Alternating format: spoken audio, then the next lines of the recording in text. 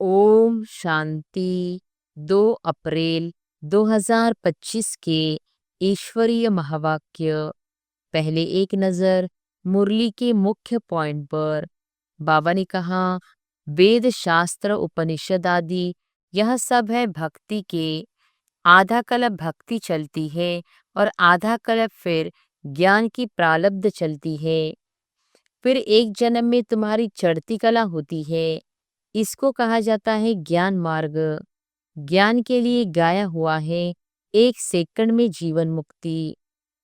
बाप कहते हैं मैं आया हूँ पतित से पावन बनाने, तो अब पतित दुनिया से वैराग्य होना चाहिए।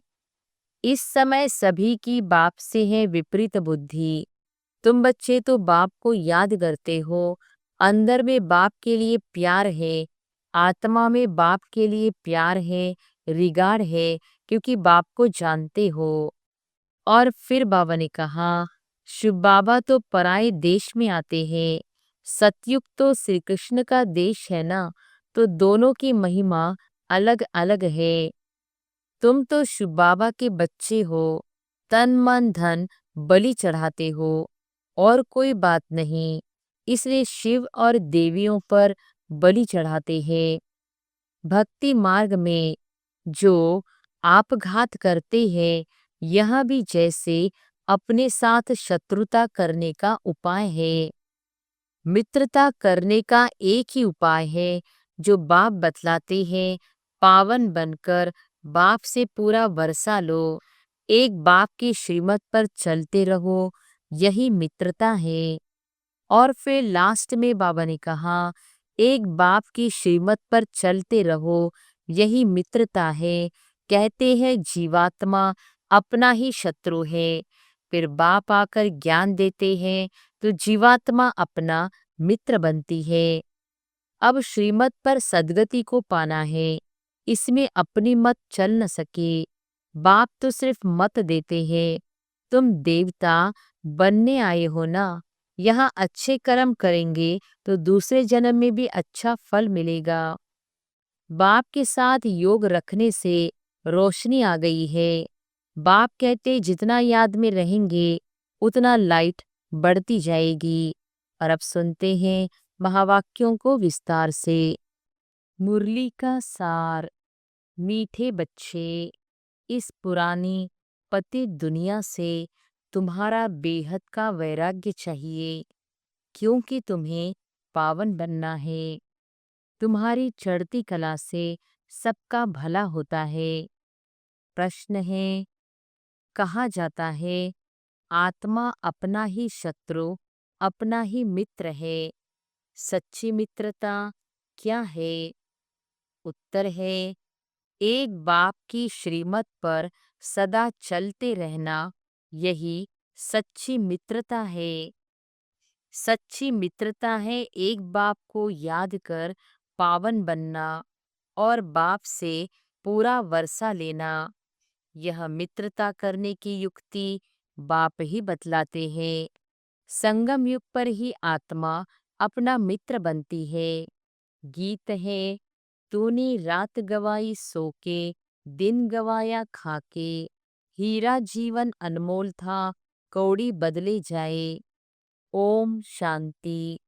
यूं तो यह गीत है भक्ति मार्ग के।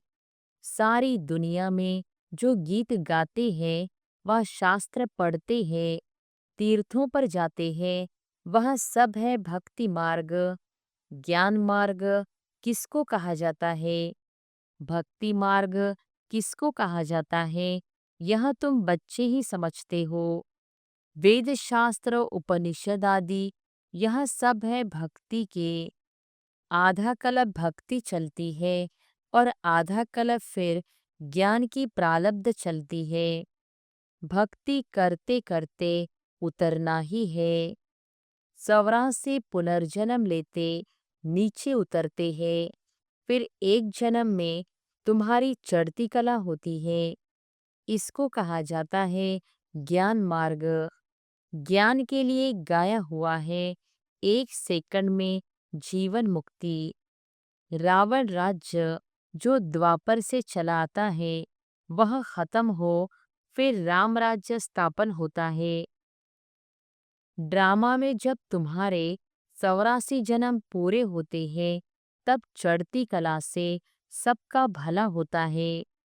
यह अक्षर कहाँ न कहाँ किसी शास्त्रों में है। चढ़ती कला सर्व का भला, सर्व की सद्गति करने वाला तो एक ही बाप है ना। सन्यासी उदासी तो अनेक प्रकार के हैं, बहुत मत मतांतर है। जैसे शास्त्रों में लिखा है, कल्प की आयु लाखों वर्ष। अब शंकराचार्य की मत निकली 10,000 वर्ष। कितना फर्क हो जाता है। कोई फिर कहेगा इतने हजार कलयुग में हैं, अनेक मनुष्य, अनेक मतें, अनेक धर्म। सतयुग में होती ही है एक मत। यह बाप बैठ तुम बच्चों को सृष्टि के आदि मध्य अंत का नॉलेज सुनाते हैं। इस सुनाने में भी कितना समय लगता है। सुनाते ही रहते हैं। ऐसे नहीं कह सकते पहले क्यों नहीं यह सब सुनाया। स्कूल में पढ़ाई नंबरवार होती है। छोटे बच्चों को ऑर्गन्स छोटे होते हैं तो उनको थोड़ा सिखलाते हैं। फिर जैसे जैसे ऑर्गन्स बड़े होते जाएंगे, बुद्धि का ताला खुलता जाएगा। पढ़ाई धारण करते जाएंगे। छोटे बच्चों की बुद्धि में कुछ धारणा हो न सके। बड़ा होता है तो फिर बैरिस्टर जज आदि बनते हैं। इसमें भी ऐसे है। कोई की बुद्धि में धारणा अच्छी होती है। बाप कहते हैं, मैं आया हूँ पतित से पावन बनाने। तो अब पतित दुनिया से वैराग्य होना चाहिए। आत्मा पावन बने तो फिर पतित दुनिया में रह न सके। पतित दुनिया में आत्मा भी पतित है, मनुष्य भी पतित है।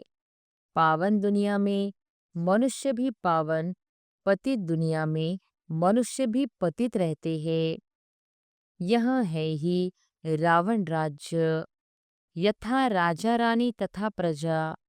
यह सारा ज्ञान है बुद्धि से समझने का। इस समय सभी की बाप से है विपरीत बुद्धि। तुम बच्चे तो बाप को याद करते हो। अंदर में बाप के लिए प्यार है। आत्मा में बाप के लिए प्यार है, रिगार्ड है, क्योंकि बाप को जानते हैं। यहाँ तुम सम्मुख हो, शिव बाबा से सुन रहे हो। वह मनुष्य सृष्टि का बीज रूप, ज्ञान का सागर, प्रेम का सागर, आनंद का सागर है। गीता ज्ञान दाता, परम पिता, त्रिमूर्ति शिव, परमात्मा वॉच। त्रिमूर्ति अक्षर जरूर डालना है, क्योंकि त्रिमूर्ति का तो गायन है ना। ब्रह्मा द्वारा स्थापना, तो जरूर ब्रह्मा द्वारा ही ज्ञान सुनाएंगे।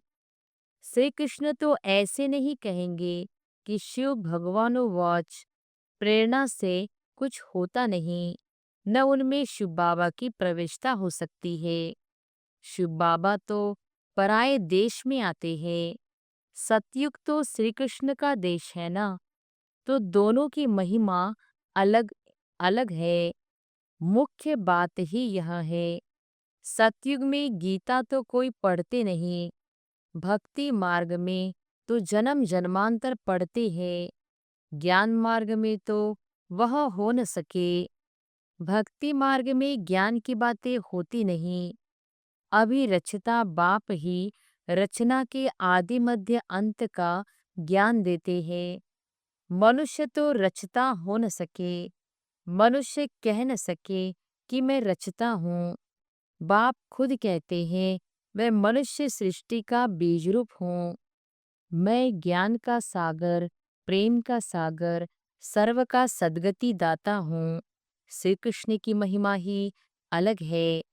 तो यह पूरा कॉन्ट्रास्ट लिखना चाहिए, जो मनुष्य पढ़ने से झट समझ जाए कि गीता का ज्ञान दाता श्री कृष्ण नहीं है।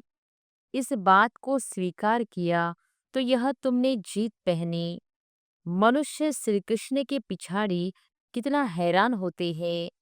जैसे शिव के भक्त शिव पर गला काट देने को तैयार हो जाते हैं। बस हमको शिव के पास जाना है, वैसे वह समझते हैं श्री कृष्ण के पास जाना है, परंतु श्री कृष्ण के पास जा न सके। श्री कृष्ण के पास बलि चढ़ने की बात नहीं होती है। देवियों पर बलि चढ़ते हैं, देवताओं पर कभी कोई बलि नहीं चढ़ेंगे। तुम देवियां हो ना, तुम शिव बाबा के बने हो, तो शिव बाबा पर भी बलि चढ़ते हैं। शास्त्रों में हिंसक बातें लिख दी है।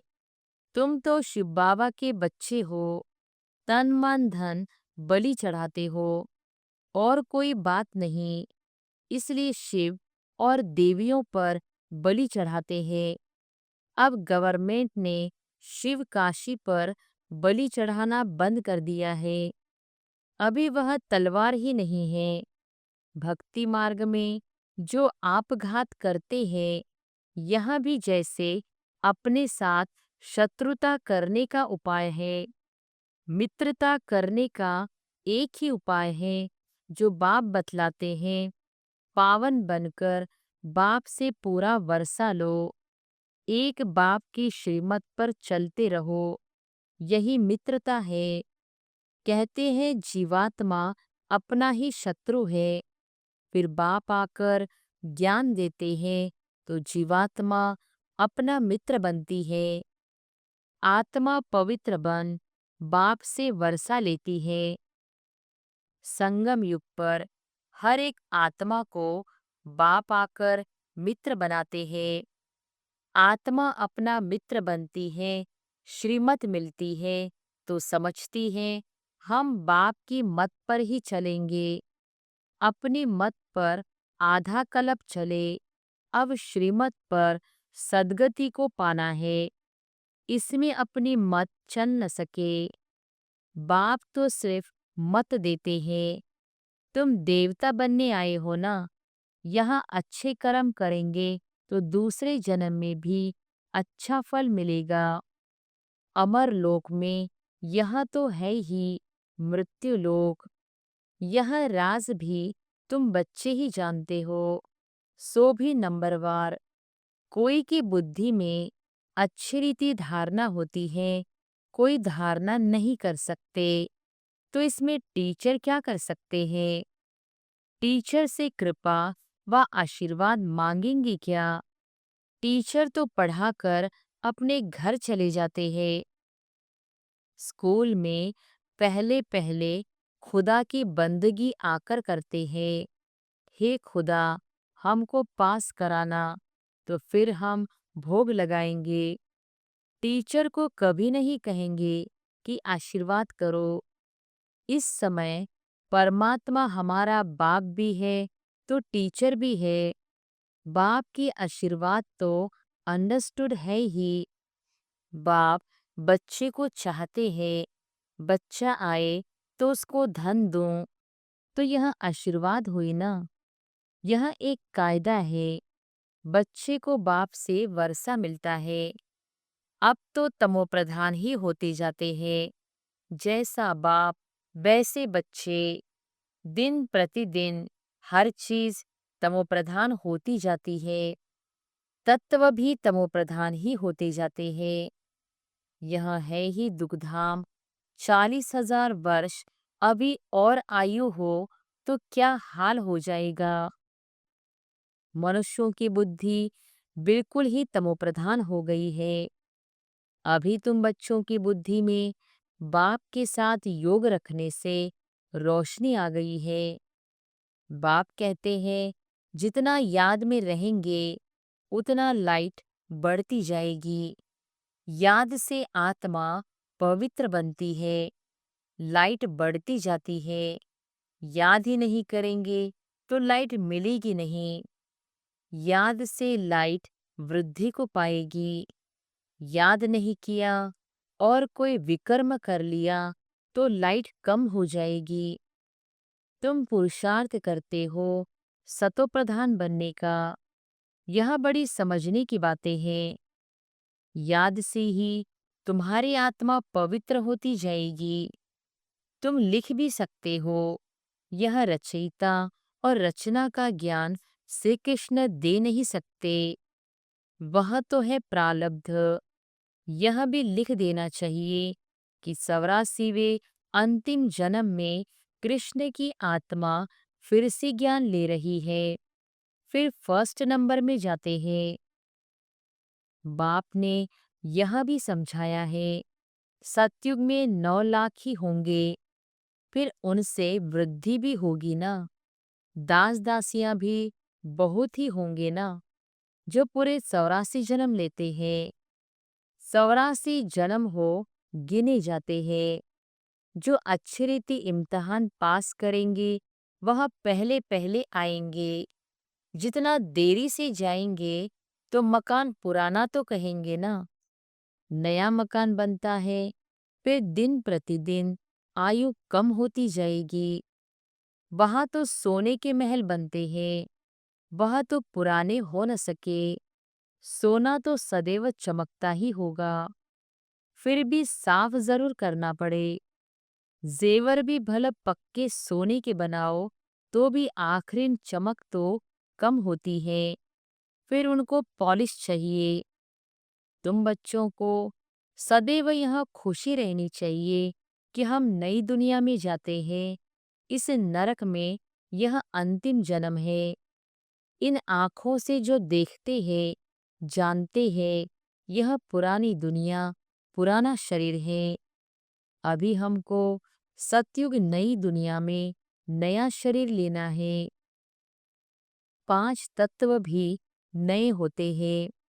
ऐसे विचार सागर मंथन चलना चाहिए। यह पढ़ाई है ना। अंत तक तुम्हारी यह पढ़ाई चलेगी। पढ़ाई बंद हुई तो विनाश हो जाएगा।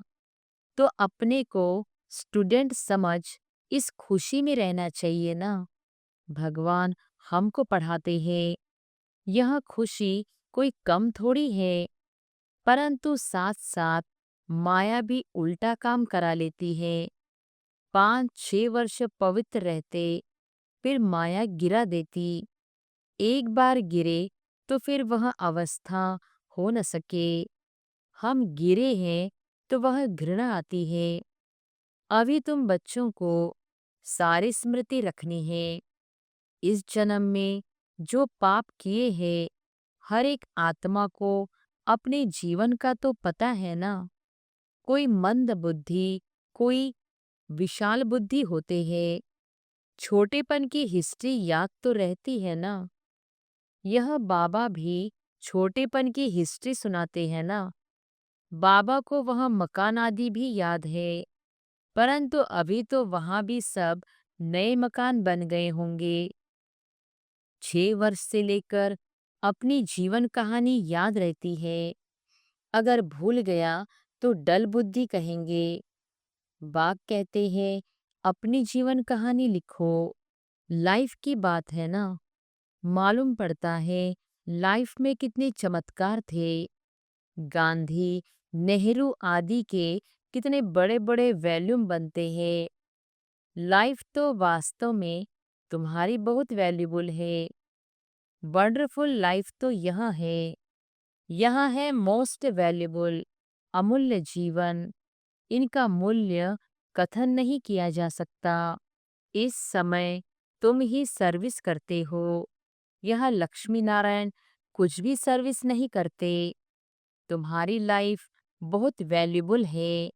जबकि औरों का भी ऐसा जीवन बनाने की सर्विस करते हो।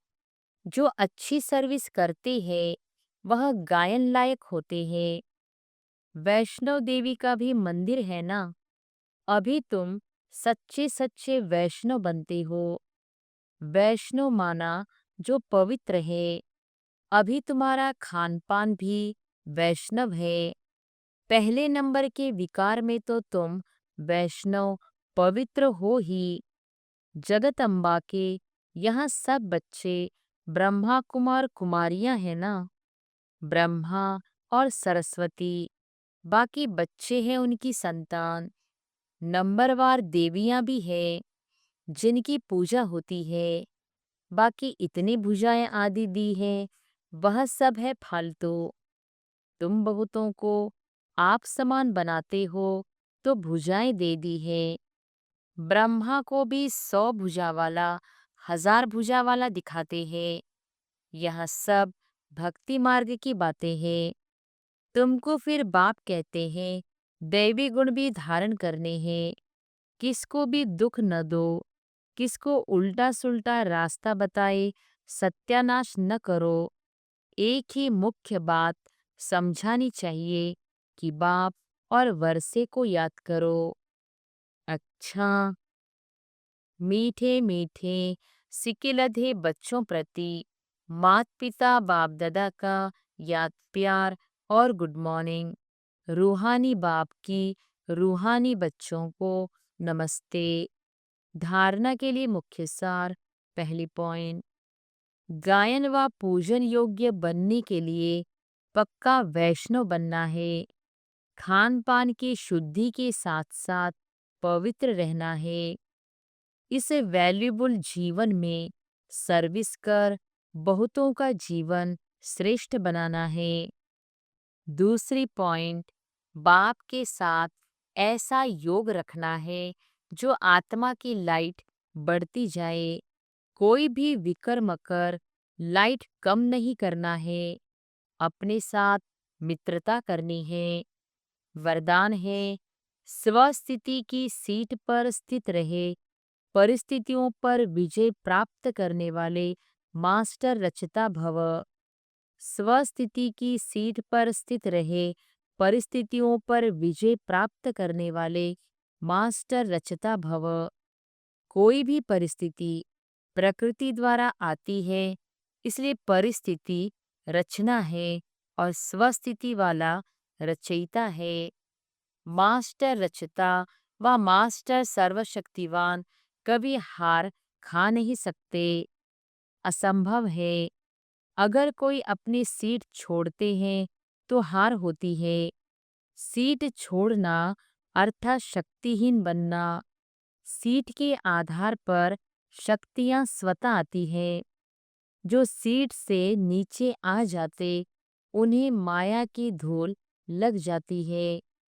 बागदादा के लाडले मरजीवा जन्मधारी ब्राह्मण कभी देह अभिमान की मिट्टी में खेल नहीं सकते। स्लोगन है, दृढ़ता कड़े संस्कारों को भी मोम की तरह पिघलाकर खत्म कर देती है। दृढ़ता कड़े संस्कारों को भी मोम की तरह पिघलाकर खत्म कर देती है। अव्यक्त इशारे कंबाइंड रूप की स्मृति से सदा विजयी बनो। जैसे ज्ञान स्वरूप हो ऐसे स्नेह स्वरूप बनो। ज्ञान और स्नेह दोनों कंबाइंड हो, क्योंकि ज्ञान बीज है, पानी स्नेह है। अगर बीज को पानी नहीं मिलेगा तो फल नहीं देगा। ज्ञान के साथ दिल का स्नेह है तो प्राप्ति का फल मिलेगा। अच्छा, ओम शांति।